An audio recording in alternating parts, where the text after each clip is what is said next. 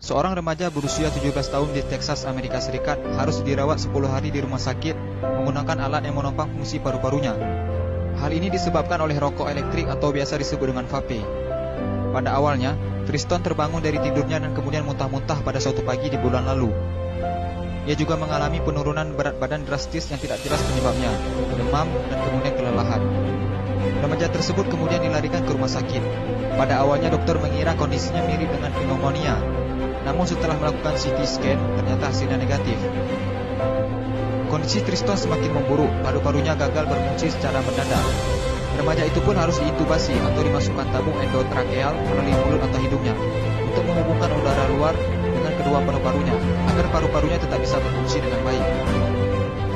Seluruh tim medis mencurigai bahwa vape yang diakui oleh Triston telah dikonsumsinya sejak di kelas 8 diduga menjadi biang kerok gagalnya paru-paru Triston.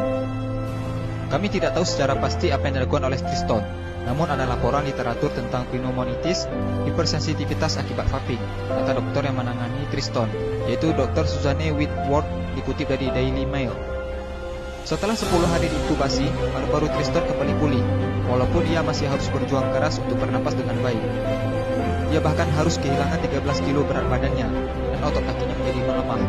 Triston juga bahkan harus belajar berjalan kembali. Saya benar-benar diberi kesempatan kedua oleh Tuhan. Dan segera setelah saya bangun dari koma itu, saya tahu apa yang ingin saya lakukan. Saya tidak ingin mengulangi kesalahan yang sama untuk menghisap vape, kata Triston. Triston berjanji bahwa dia tidak akan nge-vape lagi dan akan menyarankan kepada teman-temannya untuk membuang vape mereka.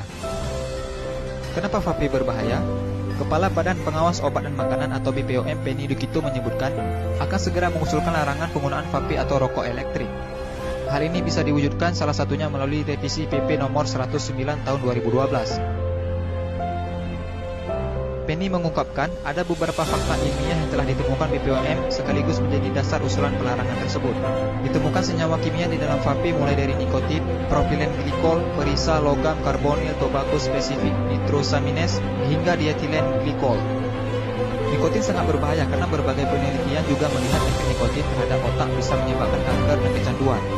Propilen glikol juga sangat berbahaya karena jika dikonsumsi secara terus-menerus dapat menyebabkan gagal ginjal.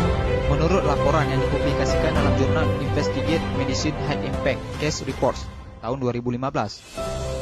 Memang vape tidak langsung memberikan dampak buruk bagi kesehatan. Sama seperti rokok, banyak orang yang tetap bisa sehat walaupun merokok. Nah, sebaiknya kita mulai menjaga kesehatan paru-paru kita dengan tidak menghisap vape atau rokok.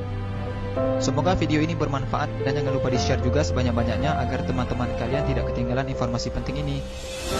Dan jangan lupa juga sukai Mozaik Karim, lalu klik tombol ikuti, lalu klik sekali lagi tombol ikuti, lalu pilih lihat dahulu agar kalian tidak ketinggalan video-video menarik lainnya setiap hari. Terima kasih.